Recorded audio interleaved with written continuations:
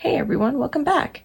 I'm Mama Ellie, and in honor of Halloween, when the veil between life and death is thinnest, we're going to read some allegedly true ghost stories. So grab your sage and grab your salt, and let's get right into it. Mammoth Tomorrow 9529 on the True Scary Stories subreddit says, I thought I was going crazy hearing stomping behind my head. My partner and I moved during the pandemic to an old house, late 1800s, in a small town. It's a duplex, and we were on the smaller side that had an addition built semi-recently. Just as a visual, the addition begins about halfway through the house. Our living room downstairs and our bedroom upstairs are the only rooms that were part of the original house. The head of our bed was against a wall connecting to the rest of the apartment, the newer addition, and the other side was shared with the other unit, a single mother with a young boy. Shortly after we moved in, I kept getting woken up by stomping sounds. It sounded like somebody was walking up a set of stairs. It annoyed the heck out of me, and I often woke my partner up. He would say it's probably just the kid running up and down the stairs in their unit. He would do this sometime throughout the day. It kept happening every few nights, and it was always loud enough to wake me up. The weird thing was that it sounded like it was right behind us, in our unit. A couple times I would get up to make sure it wasn't our cats running up and down our stairs, but it never was. Our stairs weren't even near the sound. I would also put my ear up against the shared wall, which was connected to the other unit's bathroom, but it sounded further away than when I was in bed. It was right behind us, but I could never hear anything when I would walk into the hall. My partner is also a heavy sleeper and wasn't ever woken by it. Sounds like me. And by the time I woke him up, the sound would often stop, or he'd be half asleep and wouldn't care. I thought I was going crazy. One night it started, and I immediately shook my partner to wake up before I was even fully awake. He woke up, acknowledged it, but said it must be the neighbor's son playing on their stairs at 3 a.m. Then reassured me to go back to sleep. Another night, the same thing. I'd wake him up, point out how it sounded like it was right behind our heads, and he would dismiss it with something about the kid, the cats, how old noises can make weird sounds, etc. I started to believe it. I actually semi-judged our neighbor for letting her son run up and down the stairs in the middle of the night. It was months of this. It got to a point where my partner couldn't deny it and would just try to laugh it off. I was talking to my stepdad, who's a contractor, and actually renovated the house a few years before we moved in. We were talking about our neighbor, and I mentioned the son clearly has sleeping problems because he's up stomping up and down the stairs a couple nights a week. I also just happened to mention how it's so weird and annoying because it sounds like it's in our unit right behind our bed. He raised an eyebrow and asked, what did it sound like? I laughingly told him that it sounds like someone loudly walking up a set of stairs right behind our head when we're in bed. He asked my partner if he's heard it. He confirmed that he has and added how weird it is that it doesn't sound like it's coming from the neighbor's unit. He then told us that the house was originally built as a parsonage of the church down the street in the mid to late 1800s. Before the addition was built, the house ended at the wall of our bedroom, where our bed is. There used to be an external outdoor staircase directly behind the wall connecting to our bedroom. I did some digging in the old town archives, and sure enough, I found a picture of the original house with a metal spiral staircase that led to a door right to our bedroom. And a few people have died in the house as well, which isn't necessarily shocking considering that it's an old house in a small town with no hospital. I know people start connecting dots and look for explanations. Maybe it was our cats or the neighbor paired with sound traveling weirdly in an old house. I wouldn't believe anyone and still don't believe I think that it was anything paranormal. All I know is that I would lay awake with my partner as it was happening for over a year, at least once a week, and it sounded exactly like someone walking up a spiral staircase leading to our bedroom. We moved after a year and a half, and I still think about it once in a while. It's a fun story when I'm with friends around a bonfire. Small town Ontario, by the way. Okay. I mean, an interesting thing, I think, with ghosts, with residual hauntings, which this sounds like a residual haunting, is that It doesn't matter how much the building has changed, the energy follows the same pattern it did in life, because that is how that energy was imprinted there, the memory of that constantly over and over and over again, day in, day out. So it makes sense that he would still be going up that spiral staircase, even though the spiral staircase isn't there anymore and there's now an addition.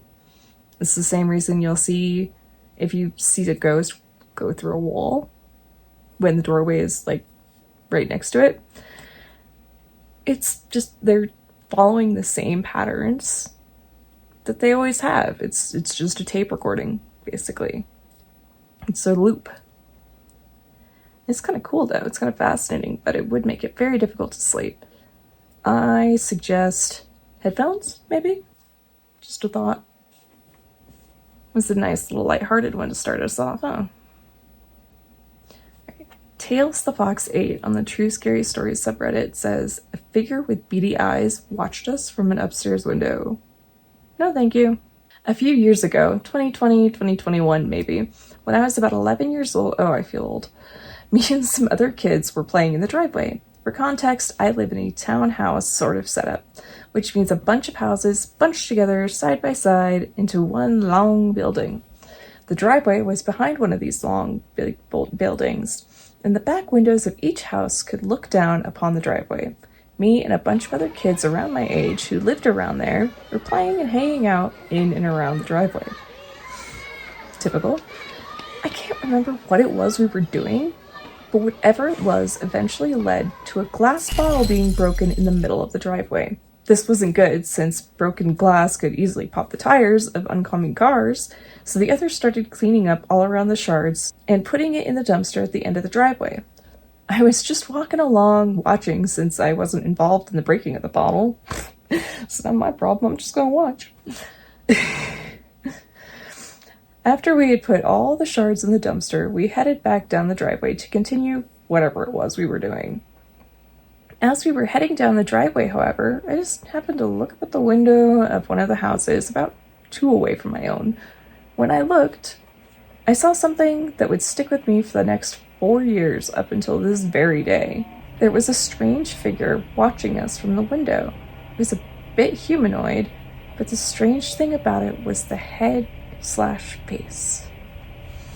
The face appeared pale, not visibly having a mouth and overall lacking details on that one would normally find in a human face.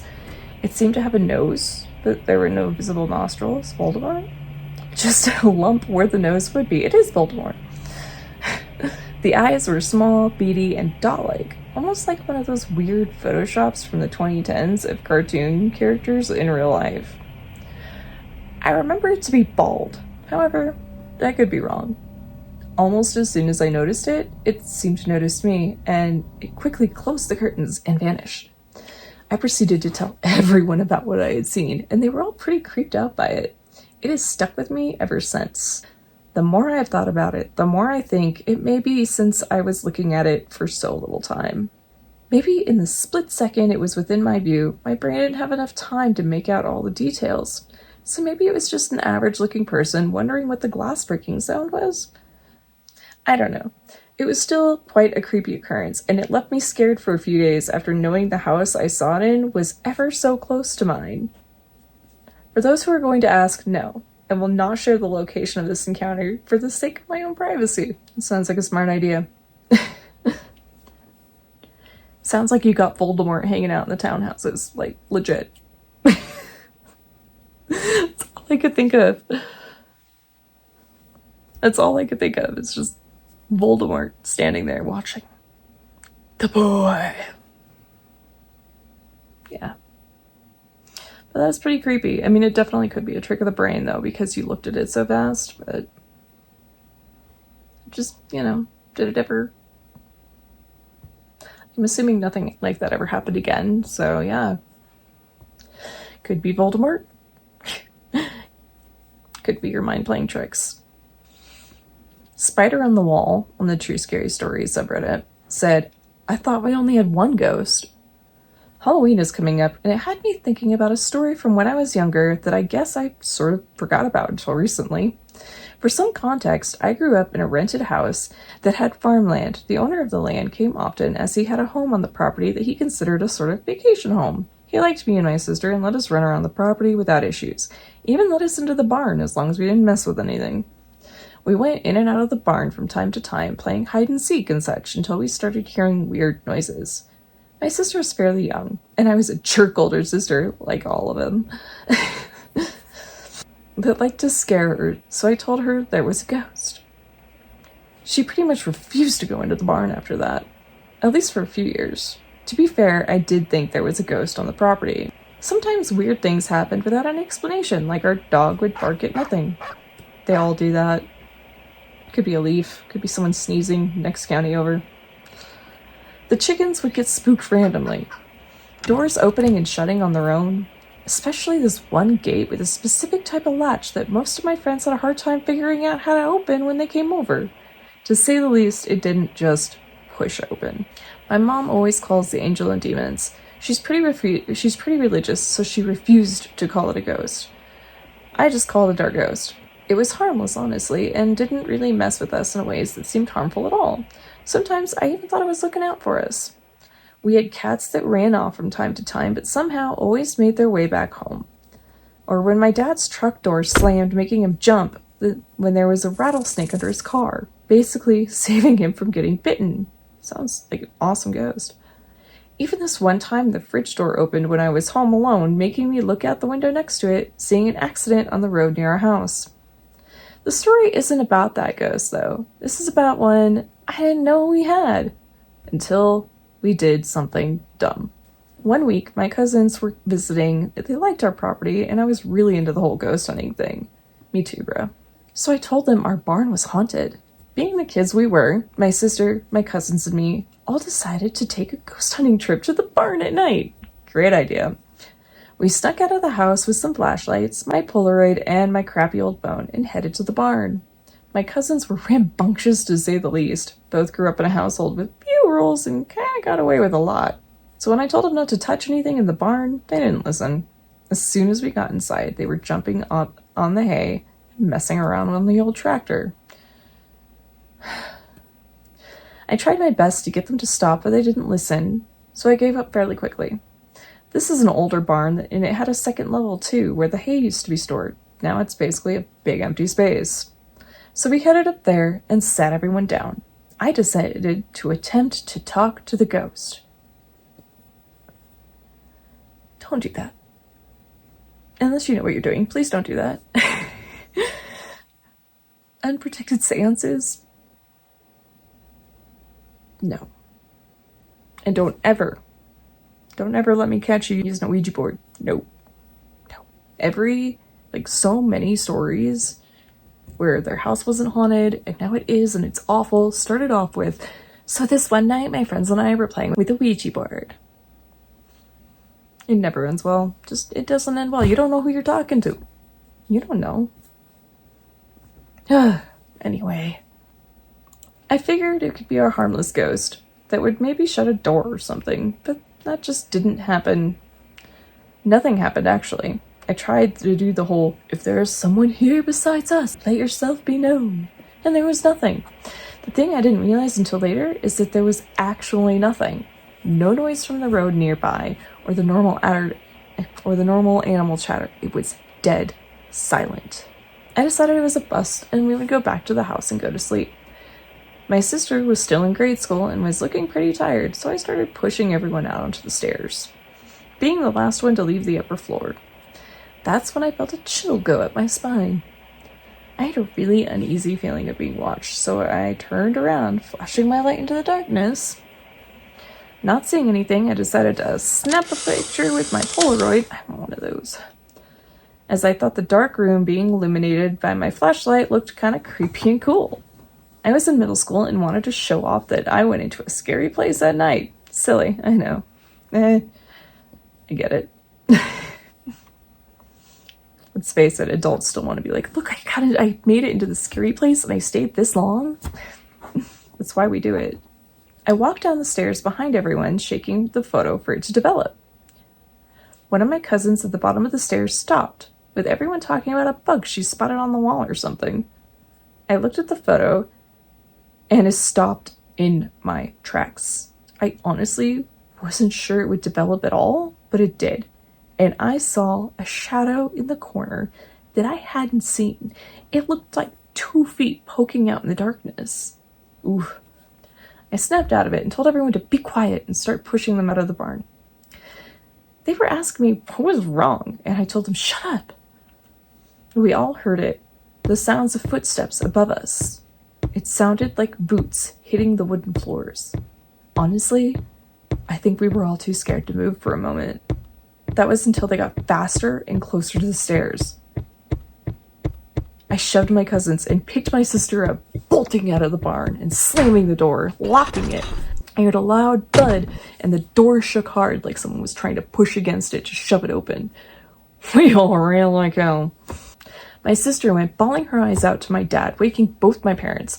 My mom was upset, but my dad saw how shaken up we all were, so he shut my mom down and sent us off to bed. We were banned from going in the barn anymore because my mom thought we played a trick to scare my little sister. Even she tried to tell them it wasn't a trick, but my mom wasn't having it. In all honesty, I never wanted to go back to the barn anyway. Whatever was in there didn't like guests touching its stuff. And it was clear now we were no longer welcome. I honestly have no idea what I encountered, but I know that there's something else on that farm and it is evil.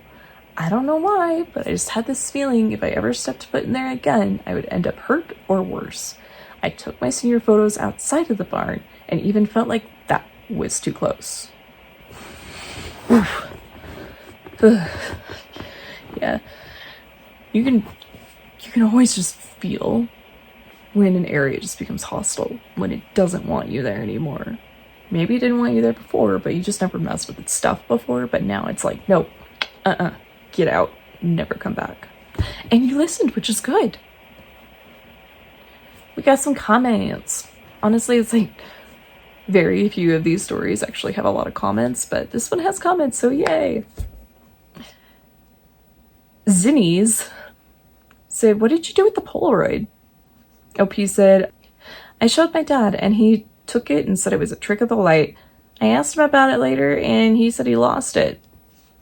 He also told me later that he was sure it was something paranormal, but didn't want me to freak out my friends.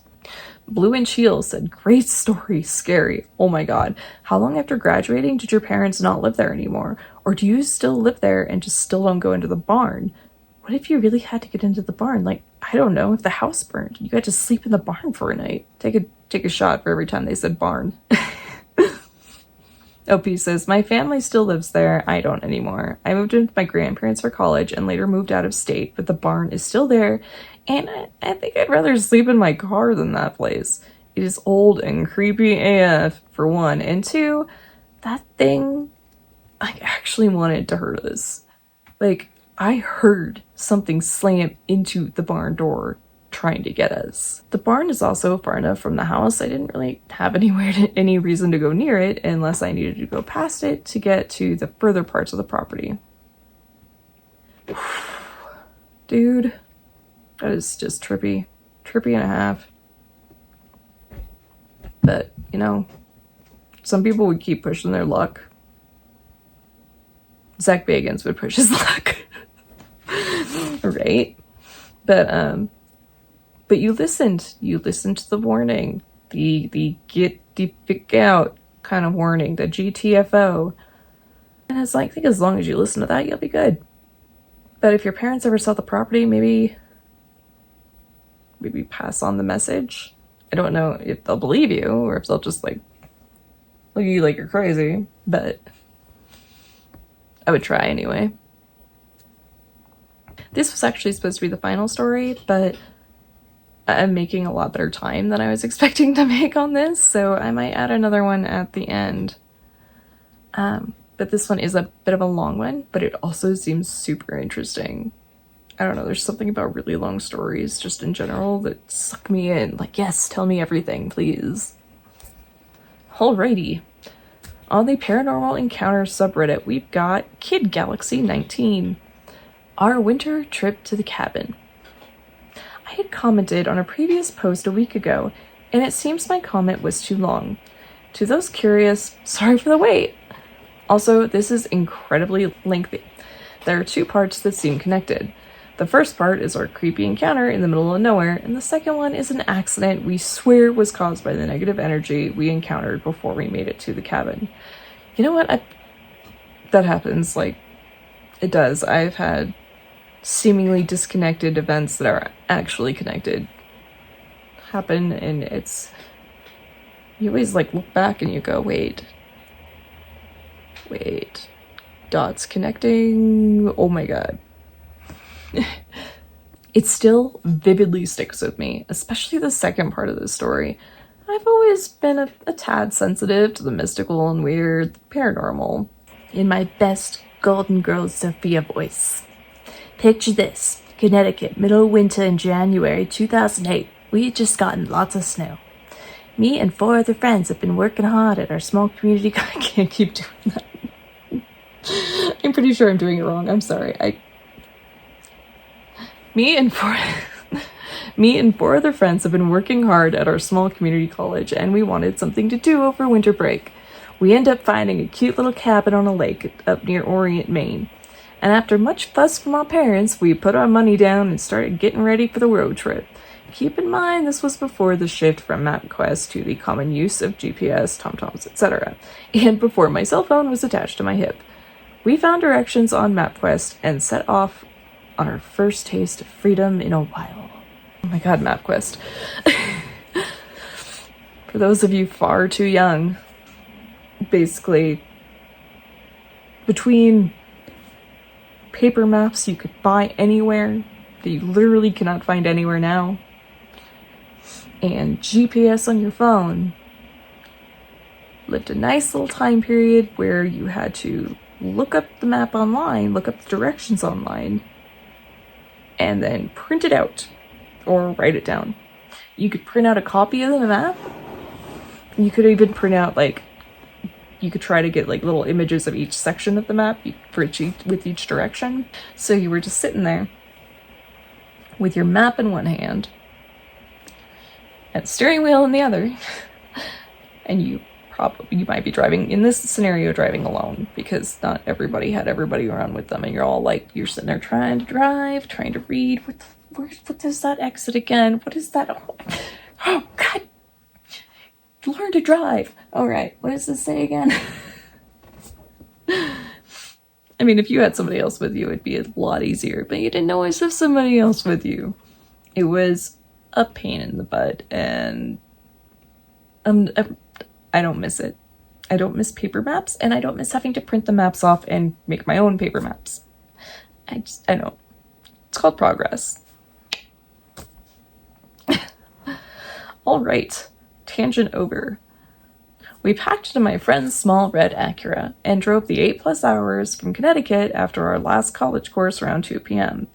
Looking back on this, it was a horrid idea to pack 5 kids into a small car in the middle of winter and drive in the northern states. Yeah, probably would be, yeah. It was cold and dreary the whole ride up. That wet and cold, it sticks to you. Yeah, see, in Colorado, it's dry. It doesn't stick to you so much as it just tears down your throat and chills you to the bone, and it just sucks. But I'll take it over the summer. Anyway, the driver, we'll call him Jay, was in love with his Acura. He had very strict rules for driving, gassing it up, and stopping. So he settled in the car for a long stretch of driving and blasted some music to pass the time, as you do. Hopefully you brought CDs or cassettes or something, because I don't imagine you would have gotten much signal even if you had phones that could, handle internet at that point. I don't remember what year is this? 2008. Okay, we're blasting some music to pass the time. The further north we got, the worse the weather became, the worse the roads became. We became very nervous about ice. The further you get into mid-Maine, the further the distances between exits. Yeah, there doesn't seem to be a whole lot in Maine. I've never been, but everything seems so small, and it'd be great if it wasn't so cold. I miss small towns. Another tangent. The further you get up into mid-Maine, the further the distance between exits. No lights, just the moon and stars. Blooming pine forests line the 2-lane highway, and it's a sparsely populated area. Tiny little towns, miles off the highway, peppering the landscape. Because of this, we agreed to make one long food stop only for dinner. Delicious Taco Bell. Who doesn't like Taco Bell? People who like their intestines in one piece, I imagine. Before heading into more desolate areas. During dinner, I made the rookie mistake of getting a giant Sprite, but made sure to use the bathroom before we left, and we continued on into the night. Dude, it doesn't just immediately run right through you. It's gonna take some time. You're gonna have to pee later, okay? You're gonna have to pee soon. That's why you said it's a rookie mistake. Infrequently, I spotted glimmers of lights from little towns and homes passed from the passenger seat. And after a couple hours, there came a point I really had to pee. Told ya. When I mention it, it's usually at the last minute. It was an imminent nuclear level disaster if we didn't stop soon. Ooh, Taco Bell and a large Sprite. But there were no signs for a gas station on any of the last 10 exits for the past 40 minutes. And I was ready to pull over on the side of the road. It was beyond painful, but my friend driving was paranoid and refused. He said, something didn't feel right. It doesn't feel safe to stop. Listen to that. Listen to that instinct. So many people just push that out of their minds. No, you listen. Just deal with it. You shouldn't be stopping. Deal with it. Now, I'm usually very good with sensing strangeness, but I was so distracted by my body mechanics that I didn't give a crap. I pressed my eyes shut, drummed my hands and fingers, and started singing with the music and pleading to whoever or whatever could hear me. Anything to help distract me. As if the universe heard my plea, and I manifested it myself, the next exit had a small sign for a locally owned gas station. Perfect! After a little protest, I let Jay know his car would soon be baptized in my urine. And we pulled off and drove another 10 damn minutes until we pulled up at this tiny, I'm talking 500 square foot max, dimly lit and decrepit gas station. Nothing surrounded us for miles. You're gonna die, man. How are you writing this? You're writing this from the grave? You're gonna die.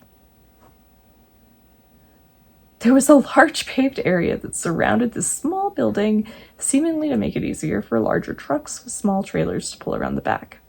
A dumpster sat in the back left by the trees. No lights in the parking lot, just light from the sliver of the waxing moon. Again, are you writing this from the grave? Because that doesn't sound safe. That doesn't sound okay. How are you alive?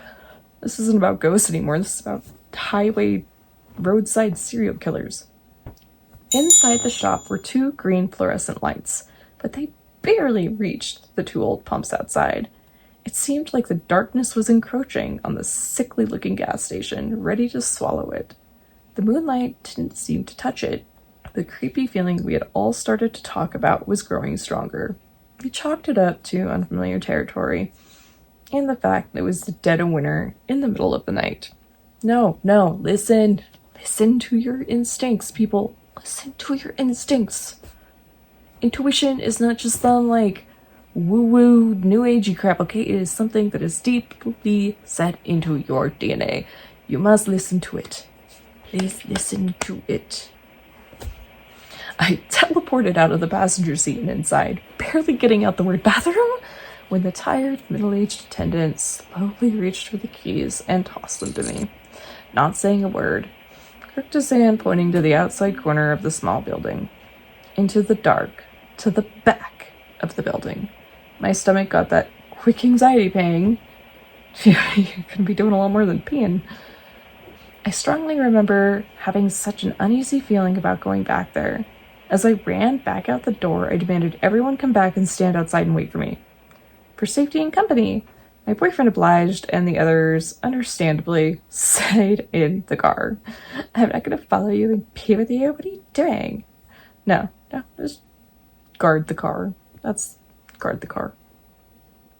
I rounded the corner, and I did a brief double take as I saw somebody standing by the dumpster. Just a dark figure. The moonlight reflected off their dark, short hair. in what looked to be a fur-lined coat. Fancy. Fancy killers. The urge to pee was too strong for me to care about it in the moment. Dude, we've all been there. And I felt reassured hearing my boyfriend's footsteps behind me. Get yourself a man who's willing to go around the back of the creepy gas station building with you. I struggled to unlock the door, and as I made it inside, fumbled for a switch. Much to my delight, I discovered that there was no lighting as I started to relieve myself. Oh my god. Fantastic. I called through the beat-up metal door for something, anything, to light up this closet of a bathroom. I had left my phone in the car cup holder. I hear a small shuffling sound, and my imagination was running wild. Bugs crawling around the walls, bumping into spent toilet paper, a person standing in the corner. My boyfriend at the time thankfully had a flashlight. He was in the military and always came prepared. I didn't lock it, so we poked it through the crack of the door. My eyes adjusted to the darkness at this point.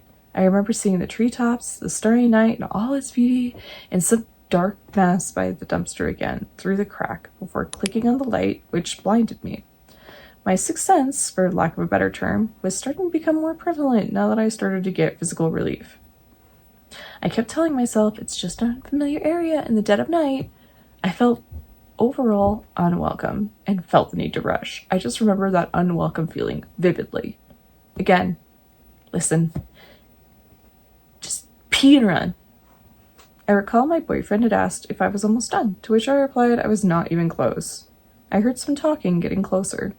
Sam, the other girl on the trip, made a comment along the lines of, "You see that? Who would be outside at this hour in the cold?" A serial killer. And I hear her boyfriend say something like, "It's 10 degrees outside, there's no way." Another strange voice came through the door. It was the gas station attendant coming with them. I later learned that Sam had decided to go pee too since we were stopping, and she saw the figure as well. She went inside to tell the attendant about someone outside, and she mentioned he didn't respond but came out from behind the counter. A man of few words.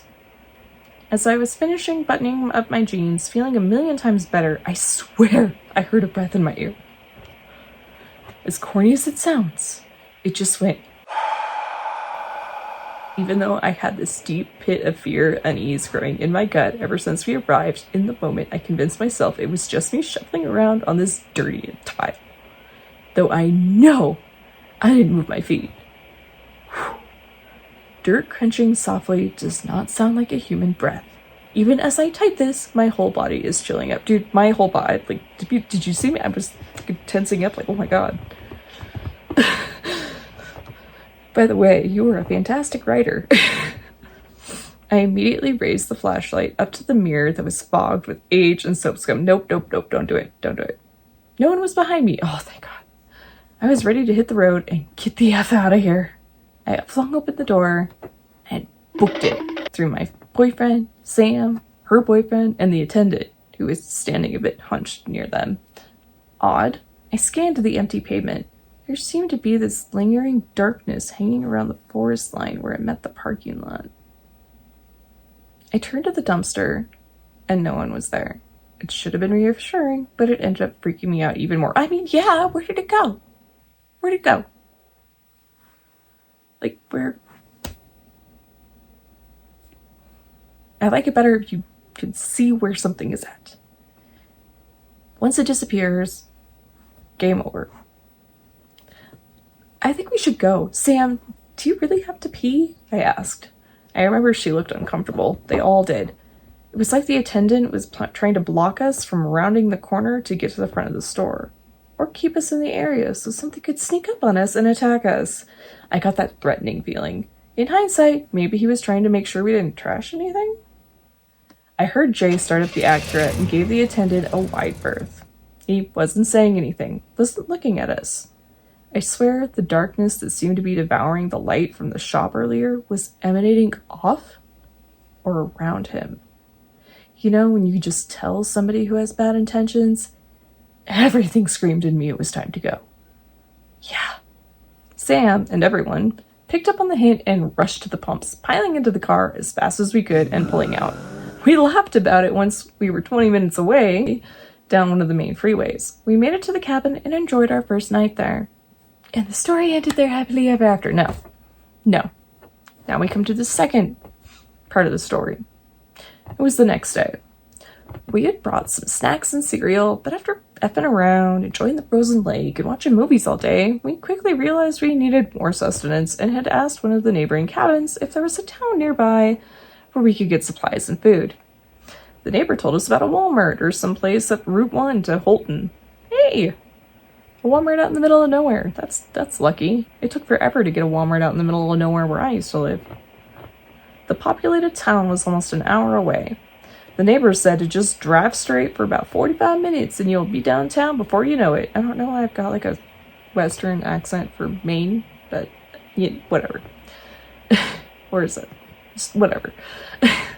It was later in the evening, the sun had gone down, and we all piled into Jay's Acura again. Me in the front seat, my boyfriend right behind me, Sam and her boyfriend next to him. Jay was super nervous to drive. Temperatures had gone from single digits to negatives. The wet had turned to ice in some areas. Oh, that's very scary. But we made the slow and steady trip up to Holton, got our supplies, and made our way back to the cabin. Halfway there, rounding one of the bends, he saw a person on the side of the road, no distinguishing features according to Jim. I bet it was gas station attendant guy again. Sorry, he's not even close, but feels like it's right. Jay had started to panic, yet slowed down and turned the car to avoid them, but ended up hitting a patch of black ice.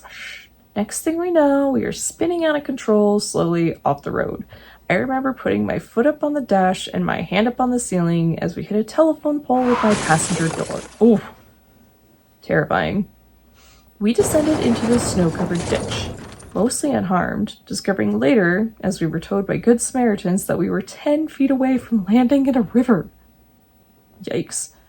Jay mentioned why he started swerving, to which he was told there was absolutely no one on the road. We were incredibly lucky, and we weren't the only car to slide off the road in the last 24 hours. There was a tan Mazda van about 30 feet to the left of us that had also shared a similar fate the night before. However, they had landed in the water, but they still survived. Poor Jay was beside himself with heartbreak due to his poor car and the damages. Thankfully, there was a body shop up in Holton that could help. Sounds like you're having a longer stay than you intended. Been there. Not in Maine, but been there. He swears, based on what we were telling him on the car ride up the night before, that something had followed us or attached to us. He was adamant it must have been the person from the gas station, but we didn't see what he saw. Maybe the attendant cursed us. Maybe it was just bad luck. But we were grateful nothing more came of it. We ended up doing a little seance/prayer that night to try and detach whatever energy seemed to follow us, and had no issues during the remainder of the trip. We aren't friends anymore, but I do have a female attachment that I have had a couple of brushes with in the past, and most recently last year. If you made it this far, thank you for taking the time to read one of my many strange experiences over the years. You know what? Thank you. I gotta look you up, your actual profile, and see if you've got any more good stories for us, because that was a wonderfully wild ride. I enjoyed that thoroughly. I almost crapped myself for you, okay? That sounds terrifying. Okay, we've got time for one more, and let's see if we can land on a heartwarming note. It's always fun to land on a heartwarming note. At least I hope it's heartwarming. The title sounds sweet. Just an Anxious Ghost on the Ghost Stories subreddit says, I think my uncle visited me after his funeral. See, it sounds sweet. Please be sweet. So this is a story I've been holding on to for 20-some years now. I've never told this story to anyone, but I've been finding myself wanting to talk about it lately, so I figured I'd share it here. Thank you for sharing it here. My uncle passed away in the mid-90s from AIDS when I was 5. I'm sorry. He and I were extremely close, and thankfully my parents still allowed me to visit him after his diagnosis, despite the extreme stigma at the time. I knew he was sick, and this was really the first time I'd ever been aware that someone wasn't going to get better. Ugh, That's always rough. I'm so young to learn that. He eventually passed away about a year after his diagnosis, despite being in a clinical trial. My family learned later that he was, unfortunately, in the placebo group. I don't remember the funeral itself, but I remember coming home from the funeral. I was extremely upset, ran upstairs to my room and shut the door. I laid on my bed in the dark crying for what felt like hours, but was probably only a couple of minutes. My parents came in to check on me and asked if I wanted dinner, but I had told them I wasn't hungry. They said if I needed anything, to come get them and then close the door. A while later, my door creaked open by itself. I thought it was my parents coming back to check on me again, but no one said anything. I got up and looked into the hallway, but no one was there. I closed the door and sat back down on my bed. A few moments later, a record on my record player starts playing by itself. It was a very basic record player where you had to physically put the arm on the record to get it to play. I got up from my bed and stared at my record player for a few seconds. I hadn't remembered leaving a record on the record player, and the one playing wasn't the one I usually listened to. However, it was one my uncle would put on when he came over. Oh. Confused as to how the record had started by itself, I moved the arm back over and unplugged the record player. I hadn't even laid back down on my bed for more than a few seconds before the record started playing again. I checked, and it was still unplugged. The arm was still in its resting position, but somehow the record was spinning, and I could hear the song playing. I started hearing a noise from across the room, and when I turned around, I saw that my rocking chair was rocking by itself. Not scarily fast or anything, but it was rocking almost in time with the beat of the song. I wasn't sure what was happening or what to do, and I froze. I just sat on the edge of my bed and didn't move. Eventually, the song on the record stopped, and so did the rocking of the rocking chair. As soon as they both stopped, it felt like someone put their arm around me, even though I was the only person in the room. It was a weird feeling. In that moment, I was no longer scared, but felt comforted. I decided at that point to just go to bed. I woke up the next morning, wondering if I dreamed everything that happened. However, my record player was unplugged. The record that I never really listened to was still on my record player, and a blanket that had been on the back of my rocking chair was on the floor. I put the record away and put the blanket back on my rocking chair before going and waking my parents up. I thought about telling them what happened, but I didn't think they'd believe me. I've always questioned whether or not my uncle actually visited me that night, but I've never been able to figure out any other explanations. It was heartwarming. I love that for you. Such a hard time. He came and he... Oh God, don't make me cry.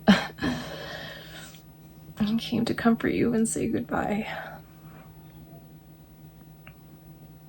I love that for you.